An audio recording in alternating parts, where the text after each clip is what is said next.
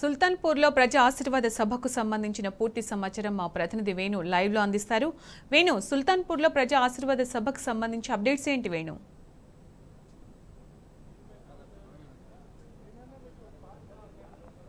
మరికొద్దిసేపట్లో సంగారెడ్డి జిల్లా సుల్తాన్పూర్లో మెదక్ జహీరాబాద్ పార్లమెంటు నియోజకవర్గాలకు సంబంధించిన ప్రజా ఆశీర్వాద సభ ప్రారంభం కాబోతుంది. దీనికి సంబంధించి ఇప్పటికే అన్ని ఏర్పాట్లు కూడా పూర్తయ్యాయి. ఆందోళన నియోజకవర్గం చౌటకూరు మండలంలోని సుల్తాన్పూర్లో 45 ఎకరాల విస్తీర్ణంలో ఈ సభను నిర్వహించబోతున్నారు. దీనికి ప్రజా ఆశీర్వాద సభగా పెట్టడం జరిగింది. దీనికి సంబంధించి మెదక్ పార్లమెంటు పరిధిలోని పటాన్ చెరువు, నర్సాపూర్, సంగారెడ్డి నియోజకవర్గాలతో పాటు అదేవిధంగా జహీరాబాద్ పార్లమెంటు పరిధిలోని జహీరాబాద్, ఆందోళన, నారాయణ నియోజకవర్గాలకు సంబంధించిన ప్రజలు ఈ బహిరంగ సభకు రాబోతున్నారు. ఇప్పటికే అన్ని ఏర్పాట్లు పూర్తయి మనతో పాటు స్థానిక నాయకులు ఎన్ని గంటలకు సభ జరగబోతుంది, జన సమీకరణ ఎలా చేయబోతున్నారు, అసలు ఏ ఎజెండాతో మీటింగ్ జరగబోతుంది? గౌరవ మాజీ ముఖ్యమంత్రి గారు కేసీఆర్ గారి బహిరంగ సభకు సంబంధించి గత 3 రోజుల నుంచి మాజీ మంత్రి గౌరవ హరీష్ అన్న గారి నాయకత్వంలో, వారి ఆధ్వర్యంలో, వారి సూచన మేరకు ఇక్కడ ఉన్నటువంటి మా శాసనసభ్యులు, సంగారెడ్డి జిల్లాకు సంబంధించిన శాసనసభ్యులు, మాజీ శాసనసభ్యులు, పార్టీ నాయకులు అందరూ కలిసి మరి గ్రామాల వారిగా కూడా ఇన్ఛార్జ్ చేసి బీఆర్ఎస్ పార్టీ కార్యకర్తలు, ముఖ్యంగా రైతులను కూడా సభకు రమ్మని చెప్పి ఏర్పాటు చేసుకోవడం జరిగింది. అందరూ కూడా ఈ జిల్లాలో ఉన్నటువంటి 5 కాన్స్టిట్యున్సీలు, మెదక్ జిల్లాలో ఉన్న నర్సాపూర్ కాన్స్టిట్యున్సీ, 6 కాన్స్టిట్యున్సీలకు సంబంధించినటువంటి రైతులు, బీఆర్ఎస్ పార్టీ కార్యకర్తలు, ప్రజలందరూ కూడా పెద్ద ఎత్తున తరలి వస్తా ఉన్నారు. అందరికి ఇన్ఛార్జ్ వ్యవస్థ కూడా పెట్టడం జరిగింది. 6 గంటలకు సుమారు ముఖ్యమంత్రి గారు వేదికపైకి వచ్చి మాట్లాడడం ప్రారంభమవుతుంది. దానికి తగ్గట్టుగానే ఏర్పాట్లు చేసినాం. మరి ఈ సభ, మరి ఈరోజు జరిగే సభ కీలకమైనటువంటి సభ. ఎందుకంటే మెదక్ జిల్లా బీఆర్ఎస్ పార్టీ పుట్టిన సంది కూడా మెదక్ పార్లమెంట్ అయితే బీఆర్ఎస్ పార్టీ కంటిన్యూగా 5 సార్లు గెలిచింది ఇప్పటిదాకా. మరి జైరాబాద్ కూడా గత 2 సార్లు గెలిచి హ్యాట్రిక్ కొట్టడానికి సిద్దంగా ఉన్నటువంటి పార్లమెంట్ జైరాబాద్ పార్లమెంట్ కూడా.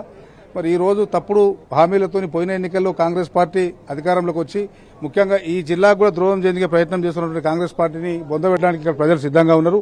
సింగూరు నీళ్లను మరొకసారి హైదరాబాద్ తీసుకుపోవడానికి ప్రయత్నం చేస్తున్నటువంటి కాంగ్రెస్ పార్టీ, అదేవిధంగా కొత్త జిల్లాలు చిన్నగా అయిన పేరు మీద ఇక్కడ ఏర్పడినటువంటి సంగారెడ్డి జిల్లా కావచ్చు, సిద్దిపేట జిల్లా కావచ్చు తీసేద్దామని కుట్ర చేస్తున్నటువంటి రేవంత్ రెడ్డి గారికి కూడా ఈ ఎన్నికల ద్వారా తప్పకుండా గుణపాఠం చెప్తారు ఈ జిల్లా ప్రజలు.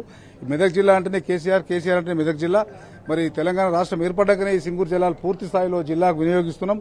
కరెంటు సమస్య పోయింది, రైతుల సమస్యలు అన్ని కూడా తీర్చుకొని ముందుకు పోతున్న తరుణంలో తప్పుడు హామీలతోని ముఖ్యంగా రేవంత్ రెడ్డి గారు రైతులను, యువకులను, మహిళలకు ఇస్తున్నటువంటి స్కీమ్ల మీద అయితే మోసం చేసిండో వాటన్నిటి మీద వాళ్ళు పూర్తి ఆగ్రహంతో ఉన్నారు. తప్పకుండా కేసీఆర్ గారు అయితేనే ఈ తెలంగాణకు న్యాయం జరుగుతుంది, మెదక్ జిల్లాకు న్యాయం జరుగుతుందనే ఆలోచనతో ప్రజలందరూ స్వచ్ఛందంగా ఈరోజు రానికి సిద్దంగా ఉన్నారు. దానికి మరి హరీష్ అన్న నాయకత్వంలో మా పార్టీ అధ్యక్షులు చింతా ప్రభాకర్ గారు, మాజీ శాసనసభ్యులు మాణిక్రావు గారు, అదేవిధంగా మైపారెడ్డి గారు, క్రాంతి కిరణ్ గారు, భూపారెడ్డి గారు, సుంతా లక్ష్మారెడ్డి గారు శాసనసభ్యులు, జిల్లా పరిషత్ చైర్పర్సన్లు అందరూ కూడా మరి ఏర్పాట్లలో నిమగ్నమై పెద్ద ఎత్తున ప్రజలను, కార్యకర్తలను తరలిస్తా ఉన్నారు. మరి 6 గంటలకు ఎగ్జాక్ట్లీ స్టార్ట్ చేసుకుంటాం. బ్రహ్మాండంగా మేము 1,00,000 మందితో సభ పెట్టాలని చెప్పి ఆలోచన చేసినప్పుడు మరి ఈ రోజు నాకు తెలిసి 1,50,000 నుంచి 2,00,000 వరకు వచ్చే అవకాశాలు కనబడతా ఉన్నాయి. గ్రామాల్లోకి వెళ్లి వాళ్లే ఫోన్ చేసి కేసీఆర్ గారు ఎన్ని గంటలకు వస్తున్నారు, మేము వస్తామని చెప్పి అడగడం జరుగుతూ ఉన్నది. కాబట్టి తప్పకుండా మెదక్ జైరాబాద్ పార్లమెంట్లో మరి కేసీఆర్ గారి సభ ద్వారా మరి గెలుపు మార్గం సుగమం అయిపోయిందనే విషయం స్పష్టంగా అర్థమవుతా ఉన్నది. జై తెలంగాణ. మీరు చెప్పండి, అంటే ఇక్కడ కాంగ్రెస్ పార్టీ 4 నెలలు అవుతుంది ఇక్కడ పరిపాలన చేయబట్టి, మీరు క్షేత్రస్థాయిలో గ్రామాలకు వెళ్తున్నప్పుడు పరిస్థితి ఏంటి? ఈ మీటింగ్ ఇక్కడ పెడుతున్నప్పుడు గ్రామాల్లో ఉన్న ప్రజలు మీతో ఏమన్న పరిస్థితి? పల్లెల్లో ముఖ్యంగా రైతులు, మహిళా సోదరులందరూ కూడా మొన్న జరిగినటువంటి ఎన్నికల్లో ఇచ్చినటువంటి హామీలు నిలబెట్టకపోవడం, మరి ప్రభుత్వం మీద బాగా వ్యతిరేకత, ఈ 4 నెలలనే వ్యతిరేకత. మరి దాన్ని ఏ రకంగా ఊహించుకోవాలంటే ఇప్పుడు జరగబోయేటటువంటి పార్లమెంట్ ఎన్నికల్లో మరి వాళ్ళు కసితో ఓటు వేయడానికి సంబంధించి ముందుకున్నారు. కాబట్టి ఆయన ఇచ్చినటువంటి హామీలను నిలబెట్టుకోడు. కాబట్టి నిన్న మళ్ళా వేదిక మీద అక్కడ జరిగినటువంటి నారాయణపేటలో జరిగినటువంటి మీటింగ్లో 2,00,000 రూపాయలను 15 ఆగస్టు లోపలనే నేను రుణమాఫీ చేస్తా అంటున్నాడు. నమ్మే ప్రసక్తి లేదు.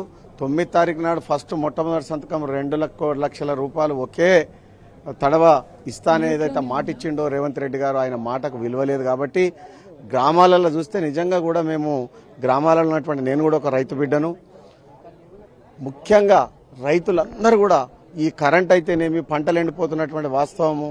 మరి కరెంటు అరకొర కరెంట్ ఇస్తుంటే మోటార్లు కాలిపోయి ట్రాన్స్ఫార్మర్లు వెళ్ళిపోయేటటువంటి సిచ్యువేషన్ గతంలో కాంగ్రెస్ చూపించినటువంటి సేమ్ వాతావరణం మళ్ళీ వచ్చింది. అరే ఇది కాంగ్రెస్ వల్ల కరెంట్ రాబోయని ఎగతాళిగా మాట్లాడుకునే వాస్తవాలు కోకొల్లగా ఉన్నాయి. కాబట్టి ఇవాళ ఈ జరగబోయేటటువంటి ఉమ్మడి మెదక్ జిల్లాకు సంబంధించినటువంటి 2 పార్లమెంటుకి సంబంధించి జహీరాబాదు, అటు మెదక్ 2 పార్లమెంట్లకు సంబంధించి 6 నియోజకవర్గాల పెట్టు ఈ సభను వేదికను ఏర్పాటు చేసి మరి ముఖ్యమంత్రి మాజీ ముఖ్యమంత్రి అయినటువంటి కేసీఆర్ గారికి లక్షల సంఖ్యలో సభలు పెట్టడం కొత్త కాదు. ఇవాళ దేశానికే ఒక దిక్సూచిగా ఆయన సభలను పెట్టడం కానీ మీటింగ్లు పెట్టడం పబ్లిక్ను మొబిలైజ్ చేయడము ఆయనకు వెన్నతో పెట్టిన విద్య. ఒక రైతు పక్షపాతి ముఖ్యమంత్రి అయితే రైతులకు ఏ రకమైనటువంటి మేలు చేకూరిందో అనేటటువంటి విషయాన్ని చెప్పుకోవడానికి వీలు పడితే రాష్ట్రంలో మొత్తం దేశంలోనూ ఏ రాష్ట్రంలో లేనటువంటి అనేకమైనటువంటి సంక్షేమ పథకాలు, రైతు బీమా, రైతు బంధు, మరి ఫర్టిలైజర్ విధానం అయితేనేమి, ముందు జాగ్రత్తగా మరి ఈ అగ్రికల్చర్ డిపార్ట్మెంట్ ఏవోలను నిర్మాణం చేసి రైతు వేదికలు నిర్మాణం చేసి రైతుకు ఏ రకమైనటువంటి ఇబ్బంది రాకుండా ఆయన మొట్టమొదటి ప్రియారిటీ రైతులకిచ్చి రైతు ప్రభుత్వంగా పేరు వచ్చినటువంటి ముఖ్యమంత్రిని ఈరోజు రైతులే కాపాడుకుంటారు. రాబోయే రోజుల్లో ఈ 13 తారీఖు నాడు వచ్చేటటువంటి ఓట్లలో మరి వాళ్ళు కసితో ఓటేయడానికి రెడీ ఉన్నారు కాబట్టి 2 పార్లమెంట్లు గెలుస్తాం.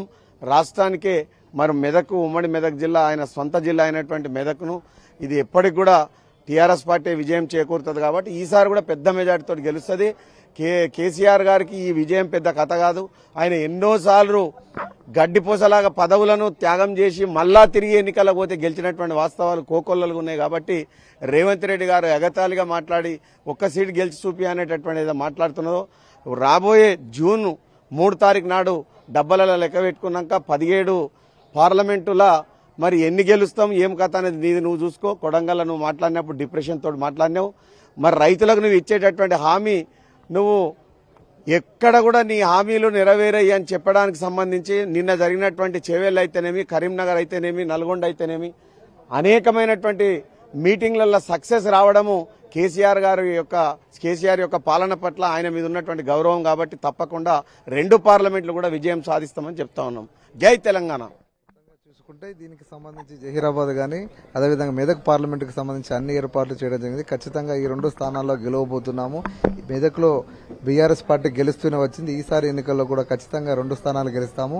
కాంగ్రెస్ పార్టీ ఇచ్చిన హామీలు ఏమీ చేయలేదు. క్షేత్రస్థాయిలో ప్రజలందరూ కాంగ్రెస్ పార్టీ పట్ల వ్యతిరేకంగా ఉన్నారు. ఖచ్చితంగా రానున్న రోజుల్లో 2 పార్లమెంటు స్థానాల్లో బీఆర్ఎస్ పార్టీ విజయం సాధిస్తుందని చెప్తున్నారు. మరికొద్దిసేపట్లో సీఎం ప్రజా ఆశీర్వాద సభ ఇక్కడ ప్రారంభం కాబోతుంది. దీనికి సంబంధించి